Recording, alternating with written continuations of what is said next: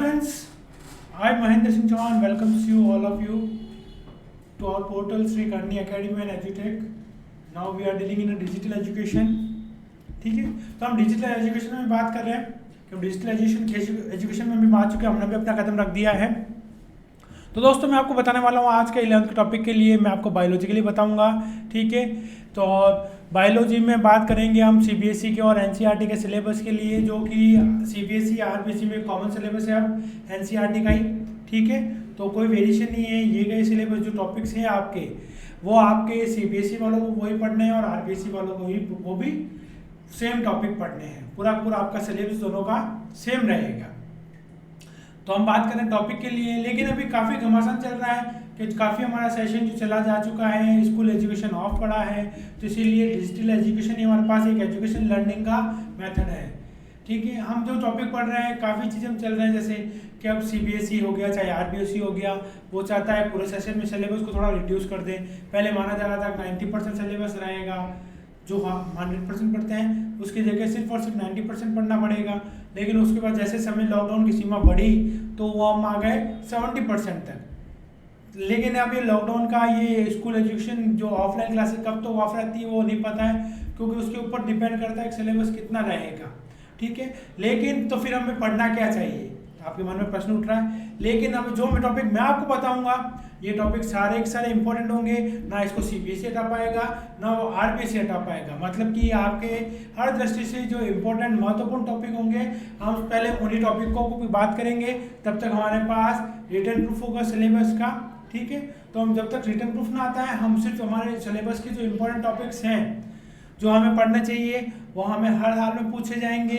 ठीक है, ना कि सिर्फ बोर्ड एग्जाम्स में, जो हमारे कॉम्पिटिटिव एग्जाम्स के पर्पज से भी महत्वपूर्ण है, हम आगे चल के नीट देना है, मेडिकल की तैयारी करने हैं।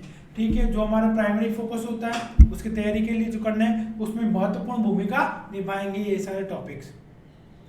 तो हम बात कर रहे हैं इसी टॉपिक से सिलसिले में कि आज का जो हमारा टॉपिक है वो टॉपिक है सेल से रिलेटेड, और ये टॉपिक हमें पढ़ना ही है, क्योंकि अगर सीबीएसई या आरबीएसई सपोज माने वो सिलेबस भी अगर रिड्यूस कर दे तो उसका क्या होगा, नेट में तो होने वाला नहीं है। नेट का सिलेबस तो वही है पूरा ना, उसको सबको पढ़ना ही पड़ेगा, तो नुकसान तो हमारा ही है।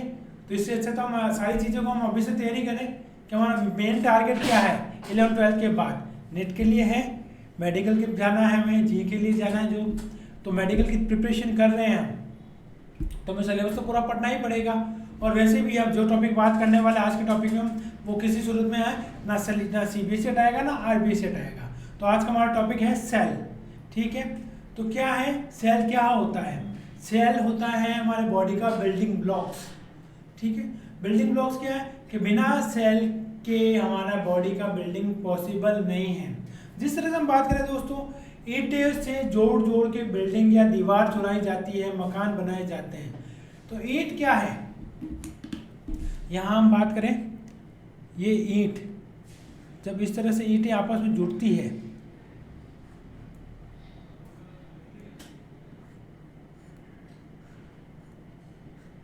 तो क्या होती है, दीवार का फॉर्मेशन होता है।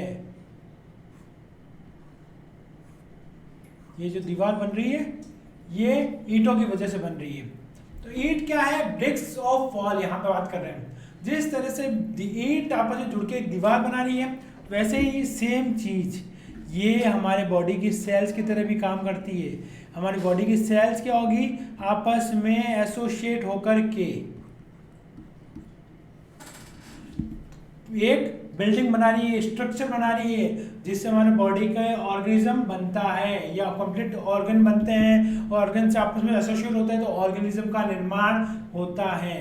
तो हम ये कह सकते हैं कि जिस तरह से ईंटों से दीवार बनाई जाती है उसी तरह से सेल जब आपस में जुड़ती है तो ऑर्गेनिज्म का डेवलपमेंट होता है, ऑर्गेनिज्म का निर्माण होता है। ठीक है, तो इसी को यहाँ पे हम बिल्डिंग ब्लॉक कह सकते हैं, बेसिक स्ट्रक्चरल यूनिट कह सकते हैं। तो सेल क्या हो गई यहाँ पे, basic structural unit of life, basic structural unit of life. तो there are different types of creature in the world which look very different from each other. तो हमने बहुत सारे जीव देखे हैं दुनिया में, चाहे घोड़े गधे को देखें तो उनमें भी डिफरेंस है, कुत्ते बिल्ली को देखें तो उनमें भी डिफरेंस है। अब यहाँ ह्यूमन से ह्यूमन देखें, दो ह्यूमन भी एक जैसे नहीं दिखते हैं, तो उनमें क्या होती है, ये डिफरेंसेस हैं।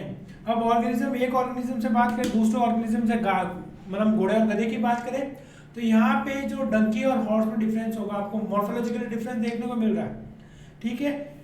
तो उनका अंदर का क्या होगा, बेसिक स्ट्रक्चर जो बना रहा है सेल, उसमें भी डिफरेंस है। तो उसमें क्या होगा, उनके अंदर की सेल का स्ट्रक्चर डिफरेंट मिलेगा, नंबर ऑफ सेल्स डिफरेंट करेगा, तो ये काफ़ी चीज़ों में वेरिएशन मिलेगा। तो ये वेरिएशंस क्या क्या हो सकते हैं, तो बात करेंगे हम।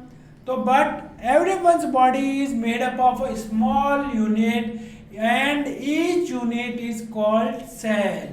तो जैसे घोड़े गधे ह्यूमन बीइंग, इन सब में बात करें तो इन सब में क्या है, बेसिक यूनिट से उनका शरीर का पूरा ढांचा या बेसिक चीज से उनकी पूरी बॉडी बनी है, उस बेसिक यूनिट को क्या कह रहे हैं हम। अब जैसे यहाँ मैंने 1 2 3 4 नंबर लगाए हैं, तो ये एक ब्लॉक अपने आप में क्या है, ये सेल है। क्या है, सेल है। एक ब्लॉक अपने आप में सेल है। The cell is the anatomical and the functional unit of body. यही सेल क्या है, एनाटॉमिकली बात करें हम तो क्या है, ये स्ट्रक्चरल भी है और फंक्शनल भी है।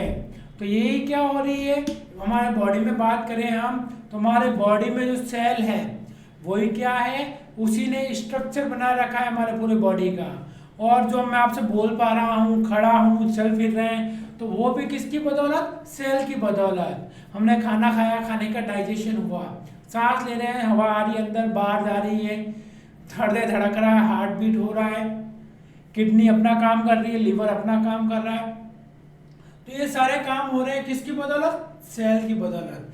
तो दो चीज हमें एक यहाँ समझने को आई, एक तो जो बॉडी का ढांचा बना हुआ है, पूरा बॉडी बनी है, किसकी बनी है, सेल की, जिसकी वजह से इसको क्या कह रहे हैं, structural unit of our body.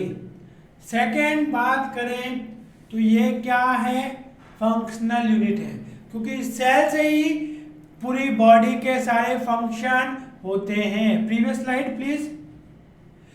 तो बात करें स्ट्रक्चरल और फंक्शनल, दोनों ही काम कौन कर रहा है, सेल कर रहा है। किसके, हमारी बॉडी के, या कोई भी ऑर्गेनिज्म की बॉडी करे, ठीक है। घोड़े में और बात करें horse, donkey, dog, cat etcetera organism में भी क्या हो रहा है, ये सारी चीजें हो रही है, ठीक है। तो अब बात करें दोस्तों, काफी चीजें आपने देखी होगी, जैसे हम ह्यूमन बीइंग है, हमारे बहुत सारी सेल्स है, तो हम कहलाते हैं मल्टी सेलुलर, इसलिए हमने हमारे काम को बांट लिया। काफी सारे ऑर्गेनिज्म आपने देखे होंगे। तो हमारे में क्या होगा, हार्ट का काम अलग है, किडनी का काम अलग है, लीवर का काम अलग है। लीवर अपना काम करना बंद कर दे तो ऑर्गन डैमेज हो गया, तो लीवर का काम को दूसरा ऑर्गन नहीं करेगा। लीवर का काम किडनी नहीं करेगी, या हार्ट नहीं करेगा, या ब्रेन नहीं करेगा। लीवर का काम लीवर को ही करना पड़ता है, ठीक है। अब सपोज ये अंगुली है, तो ये अंगुली ये जो काम करती है वो काम इसी को करने हैं, ठीक है। ये हाथ से जो काम होते हैं वो हाथ इसी काम, मतलब इसी हाथ से जो काम होंगे सारे वो इसी का करने हैं। तो इस तरह से क्या होता है, हमारे जो मल्टी सेलुलर ऑर्गेनिज्म है, हमने क्या कर दिया, मल्टी सेलुलर हमारे पास सेल ज्यादा है, तो हमने क्या कर दिया, वर्क का डिस्ट्रीब्यूशन कर दिया है, कामों का बंटवारा कर दिया है। अब काफी आपने जैसे जीव सुने होंगे, ऐसे ऑर्गेनिज्म सुने होंगे जो सिर्फ और सिर्फ एक ही सेल के बने होते हैं, जैसे अमीबा, पैरामीशियम, बैक्टीरिया, ये सारे क्या है, एक ही सेल के। तो उनके जो सारे काम जो है बॉडी के, सबसे पहला तो जो उनका स्ट्रक्चर बना है वो उसी सेल से बना है। जैसे हमारे में तो मल्टी सेलुलर है, बहुत सारी सेल्स हैं, लेकिन जो बैक्टीरिया, प्रोटोजोन्स, अमीबा की बात कर रहे हैं, पैरामीशियम की बात कर रहे हैं, ये क्या है, एक ही कोशिका से। तो उनकी बॉडी का स्ट्रक्चर कौन बना रहा है, वो एक ही कोशिका उनकी पूरी बॉडी का स्ट्रक्चर बना रही है।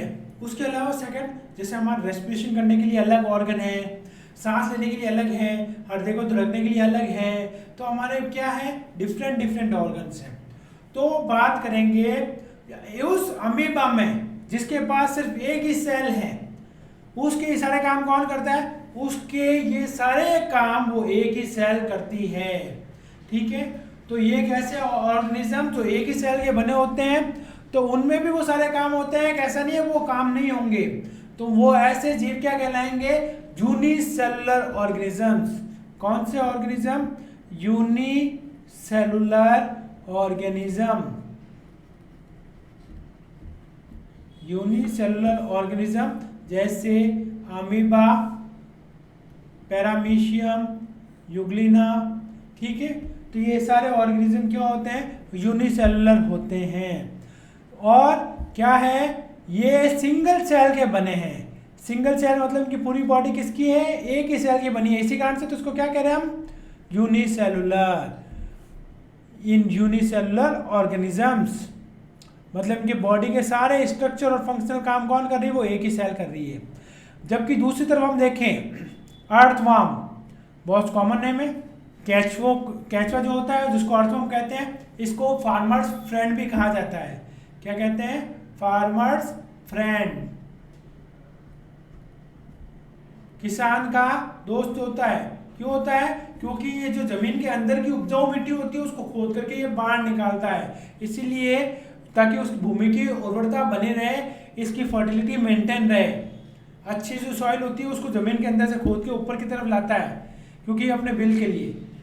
ठीक है, नेक्स्ट बात करें अपन elephants, earthworm, humans, monkey, banyan tree etcetera. क्या होता है, इनका जो शरीर होता है वो एक से ज्यादा सेल्स का बना होता है, made up of many cells, और इसी कारण से इसको क्या कहा जाता है, multi cellular organisms, because this organisms are made up of more than one cells, hence they are termed as multicellular organism, and their body's activities are performed by these multiple cells. ठीक है, but what is difference between this multicellular organism and unicellular organisms? Unicellular organism, all the functions are performed by the single cell, whereas in the multicellular organism they divide their functions, which I already told you. Heart itself perform different function, kidney itself perform different function. The function of kidney is never carried out by heart or liver or brain. Okay, means हमने बात कर रहे हैं कि जो organism है जिन्होंने अपना फंक्शन जो है उसको डिवाइड कर लिया है। क्यों, क्योंकि because they are multi cellular, इसलिए उन्होंने क्या किया, अपने काम का बंटवारा कर लिया है। Regardless of the number of the cells, all organisms have nutritional emission, increased respiratory and reproductive function. तो सारी ये चीजों का बंटवारा करने के लिए कहाँ पे, मल्टी सेलुलर में ये डिफरेंट काम करते हैं। ठीक है, नेक्स्ट स्लाइड की बात करें हम कि अब सेल का जस्ट ये तो हमने बात की इंट्रो के लिए। तो सबसे पहले बात करें, सबसे पहले सेल को किसने देखा था।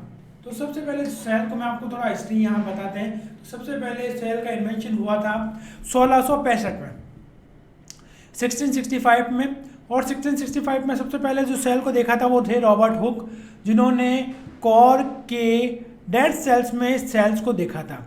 कॉर की डेड सेल्स बात करें तो जो प्लांट तो आप सभी ने देखे होंगे, प्लांट का स्टेम होता है, प्लांट के स्टेम में बाहर जो डिफरेंट जो थिक पोर्शन होता है, डेड पोर्शन, उसको कहते हैं बार्क। ठीक है, और बार्क के में भी क्या होती है, यहाँ पे कॉर की सेल्स होती हैं। उन सेल्स को काट करके सिंपल सा एक मैग्नीफाइंग लेंस या मैग्नीफाइंग स्कोप से सेल्स को देखा था। ठीक है, और ये सेल्स कैसी दिख रही थी, मधुमक्खी का छत्ता सभी ने देखा होगा, हनीकॉम्ब जिस तरह से दिख रहा था सेम उसी तरह से ये सेल्स दिख रही थी। ठीक है, मधुमक्खी के छत्ते के समान, और उसको उन्होंने नाम दिया था कोशा।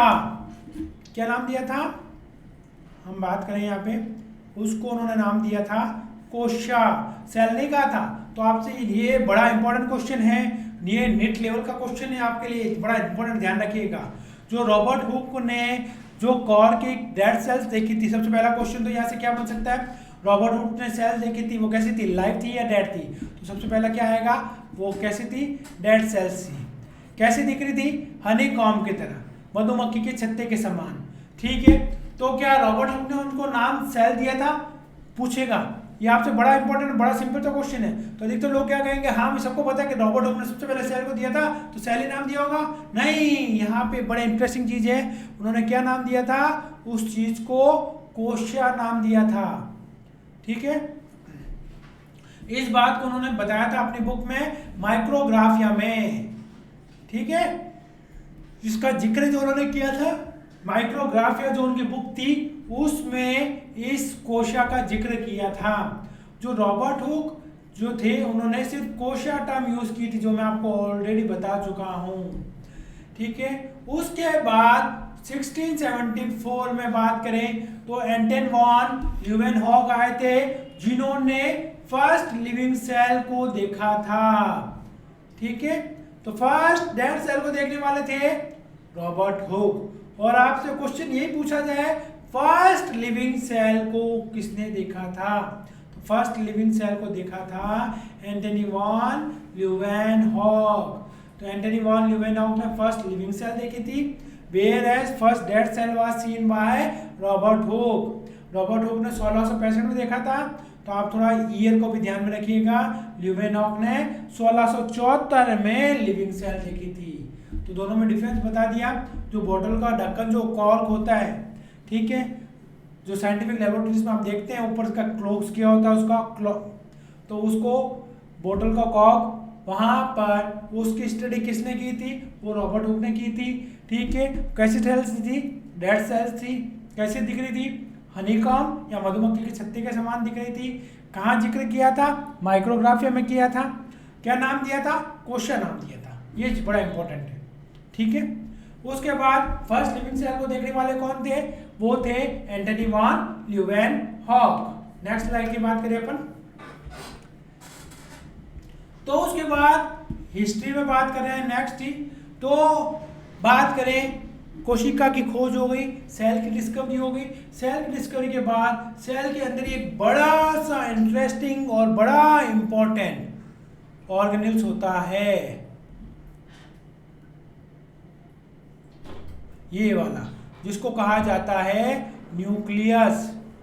इस न्यूक्लियस का इन्वेंशन होता है कब? 1831 में। और इसका जो इन्वेंशन किया था वो करने वाले थे रॉबर्ट ब्राउन। तो रॉबर्ट ब्राउन ने सेल की डिस्कवरी होने के बाद, कोशिका की डिस्कवरी होने के बाद, नए साइंटिस्ट जो रॉबर्ट ब्राउन आए, उन्होंने सेल में न्यूक्लियस को इन्वेंट किया, न्यूक्लियस को डिस्कवर किया और उसको नाम दिया न्यूक्लियस। ठीक है, उसके बाद कहें तो ट्रेडशीट नाम के साइंटिस्ट आए। बात करेंगे, दो साइंटिस्ट आए थे, एक तो स्लाइडेन, दूसरे स्वान, जिन्होंने सेल थ्योरी प्रपोज की। कौन सी थ्योरी? जो सेल के बारे में बताती है। सेल की थ्योरी आई थी। यहाँ थोड़ा स्पेलिंग एरर है, यहाँ पे स्लाइडेन और स्वान दोनों ही साइंटिस्टों के नाम बता दिए मैंने यहाँ नीचे। स्लाइडेन और Schwann, Theodor Schwann and Matthias Jakob Schleiden, इन दोनों साइंटिस्टों ने मिलके सेल के लिए एक पूरा कंसेप्ट दिया कि सेल किसको कहेंगे, सेल क्या है। ठीक है, किसको सेल कहा जाए, किसको सेल ना कहा जाए। तो कुछ बिंदु बनाए, कुछ पॉइंट्स बनाए, कुछ बेसिक क्राइटेरिया रखा। जो थे वो दो साइंटिस्ट, एक तो बॉटनिस्ट थे जो कि पेड़ पौधों से जिनको लगाव था, प्लांट से बड़ा लगाव था, जो बॉटनिस्ट थे वो मैथियस जैकब स्लाइडेन थे।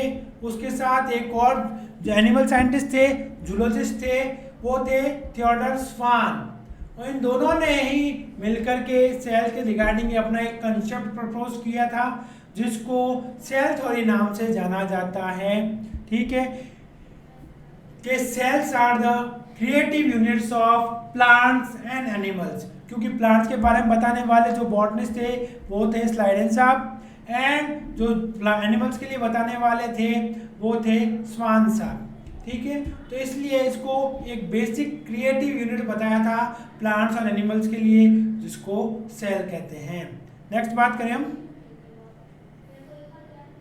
अब सेल क्या है। ठीक है, जिसके बारे में हम चर्चा कर रहे हैं इतने टाइम से। Sorry, the structural and the function unit of life, उसी को क्या कहा जाता है? सेल कहा जाता है। सेल क्या है?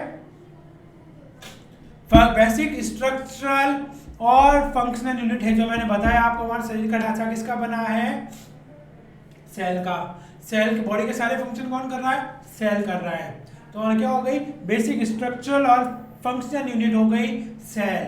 ठीक है, तो यहाँ पे हम सेल बायोलॉजी में इसका स्टडी करते हैं।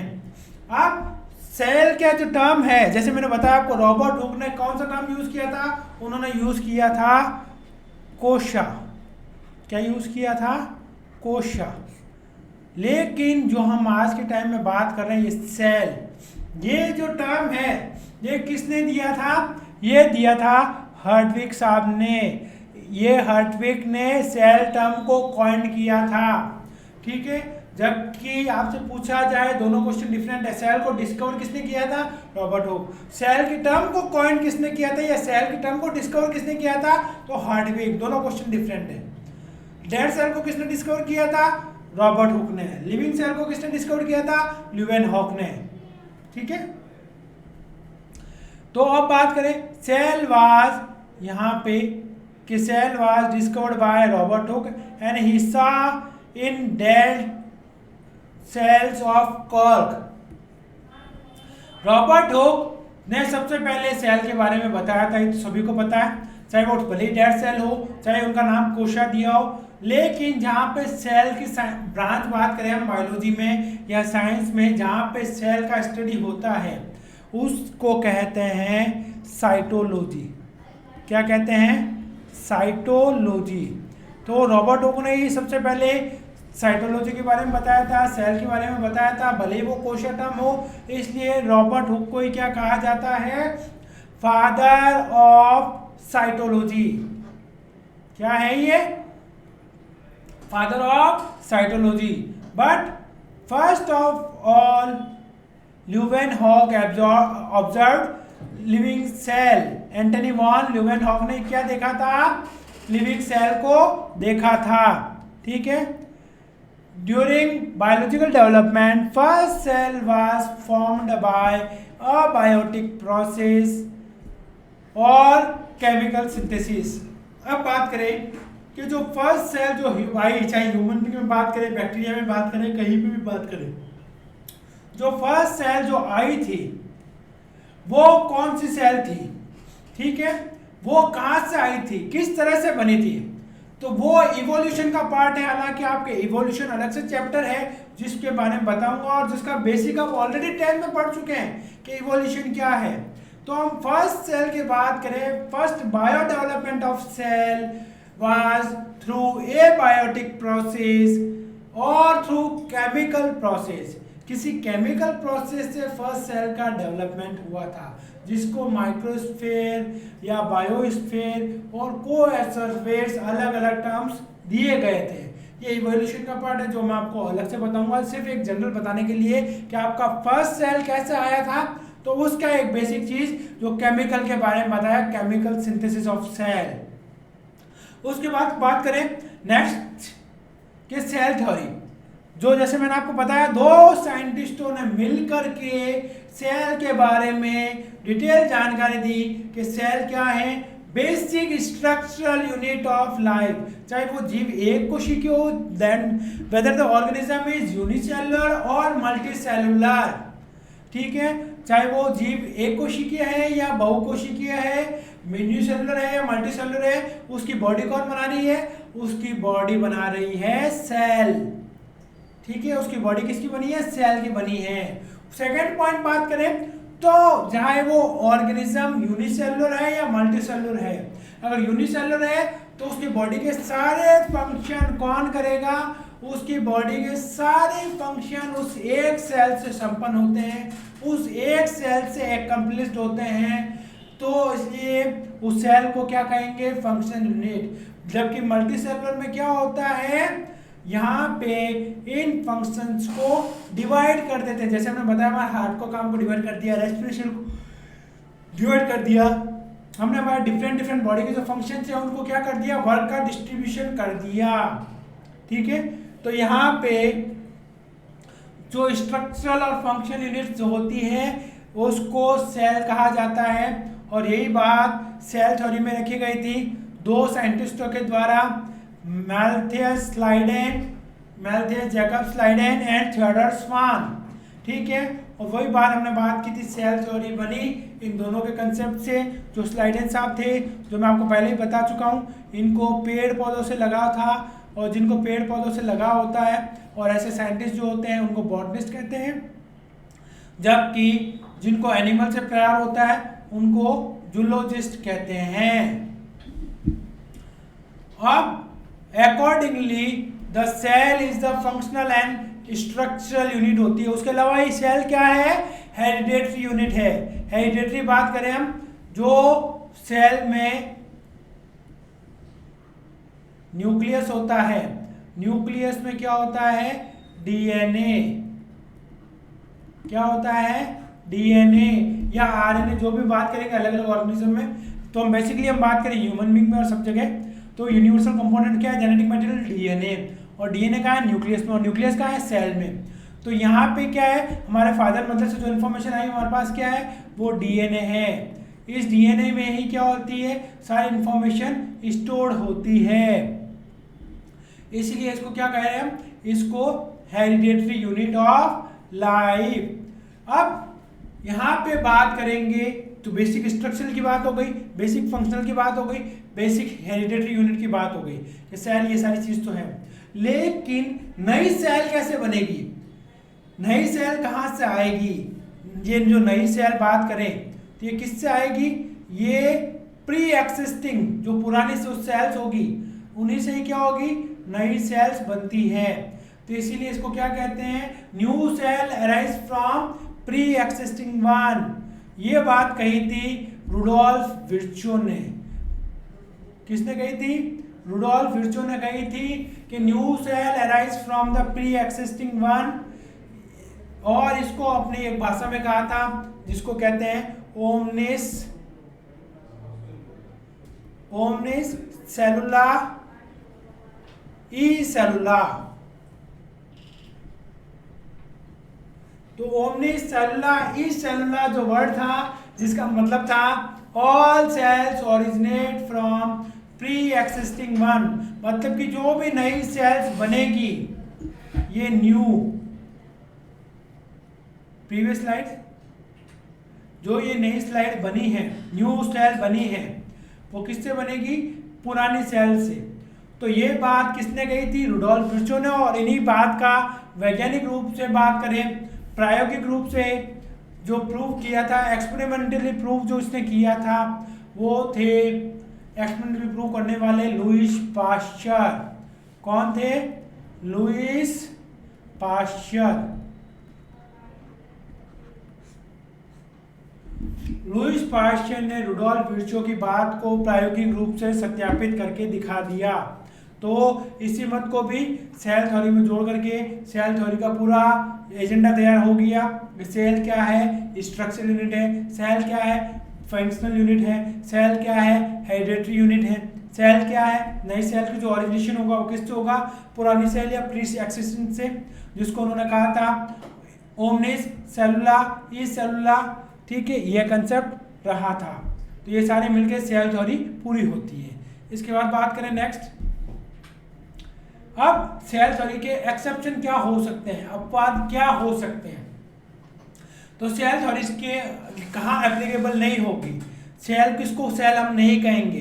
तो अभी जैसे बड़ा चलन में चल रहा वायरस, कोरोना वायरस, तो क्या कोरोना वायरस सेल है, नहीं, virus are exception of cell theory, वो सेल थ्योरी के अपवाद हैं, एक्सेप्शन है। क्यों एक्सेप्शन है, because virus are inactive outside the cell, but once they entered in the cell they become active and they multiply themselves। इसलिए कहा जाता है हम घर के अंदर तो कोरोना घर के बाहर, जब तक हमारे उसको कोई सरफेस नहीं मिलेगा, कोई सेल नहीं मिलेगा, तब तक वो मल्टीप्लाई नहीं कर पाएगा। लेकिन एक बार वो मल्टीप्लाई एंटर कर गया तो वो होस्ट की मशीनरी के ऊपर डोमिनेंस शो करता है, अपना प्रभाव दिखाता है, ठीक है। और अपना प्रभाव दिखाने के कारण क्या होता है, पूरी होस्ट की मशीनरी को अपने काबू में कर लेता है, ठीक है। इसलिए वायरसेस क्या है, सेल थ्योरी के अपवाद है, एक्सेप्शन है। तो viruses a cellular is made up of nucleic acid and protein. तो एक बेसिक मैं आपको वायरस का स्ट्रक्चर दिखाऊं, यहाँ पे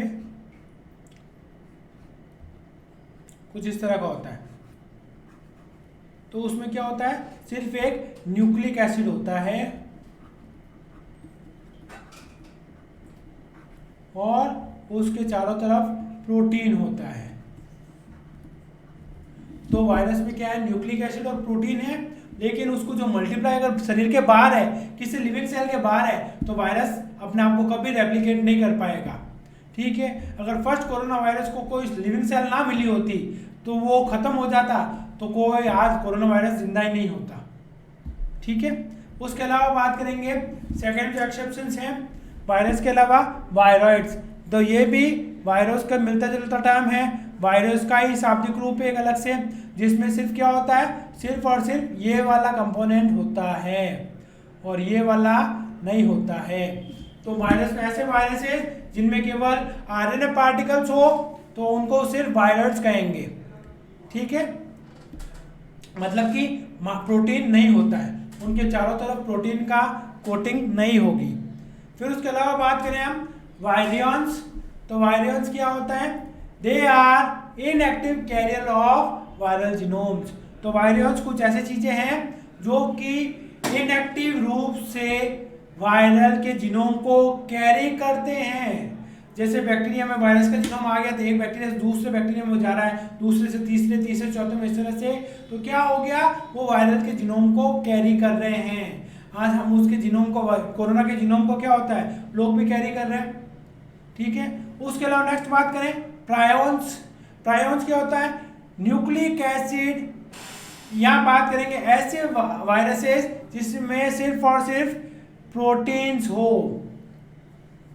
यहाँ पे थोड़ा सा मिस्टेक है, प्रायन में प्रोटीन्स प्रेजेंट होगा, ठीक है। न्यूक्लिक एसिड ये वाला पोर्शन एब्सेंट है,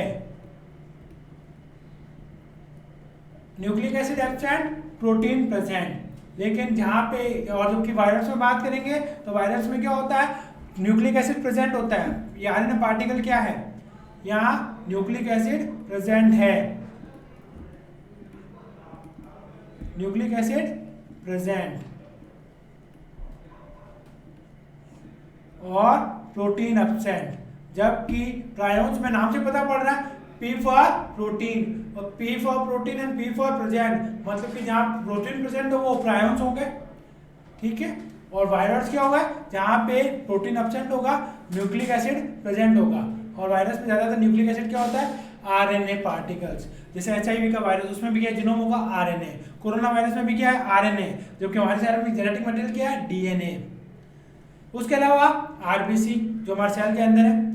अब आरबीसी का एक्सेप्शन क्यों बता रहा हूं मैं यहाँ पे, आरबीसी सेल थ्योरी का एक्सेप्शन अपवाद है, क्योंकि जब इनिशियली आरबीसी बात करें बनती है तो उसमें न्यूक्लियस होता है, लेकिन जैसे ही आरबीसी का मैच्योरेशन होता है, आरबीसी मैच्योर्ड होती है, ठीक है।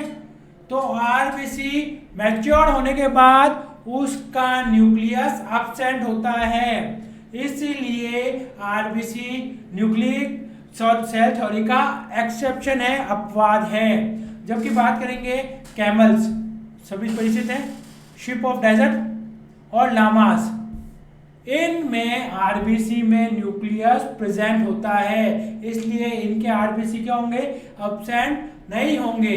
फिर बात करें मल्टी न्यूक्लिएट ऑर्गेनिज्म, ऐसे ऑर्गेनिज्म जिनमें एक ही सेल में मल्टीपल न्यूक्लियस होते हैं, जिनमें सिनोसिटिक कंडीशन होती है, ये सिनो है, CENO, सिनोसाइट कंडीशन होगी, ठीक है। तो उनमें क्या होता है, यहाँ पे वो भी सेल थ्योरी के ऐसे एक्सेप्शन माना गया, लेकिन मल्टी न्यूक्लिएट में न्यूक्लियस तो प्रेजेंट है, ठीक है, क्योंकि सेल ज्यादा हो गए इसलिए उसको एक्सेप्ट किया गया, क्योंकि एक सेल में हम एक न्यूक्लियस की बात करते हैं। फिर बात करेंगे B और T लिम्फोसाइट। तो जेनेटिक सब्सटेंस आर एब्सेंट। ठीक है, अगर ऐसे कोई लिम्फोसाइट्स है जिनमें जेनेटिक मटेरियल नहीं है तो वो भी सेल थ्योरी के क्या होंगे, एक्सेप्शन होंगे, अपवाद होंगे। तो मुख्य रूप से हमें अपवाद के तौर पे क्या रखना है, वायरस, प्रायोन्स, ठीक है, और वायरियंस। और आरबीसी कब, जब मैच्योर हो जाए। लेकिन कैमेल और लामा में आरबीसी में क्या होता है, न्यूक्लियस प्रेजेंट होता है।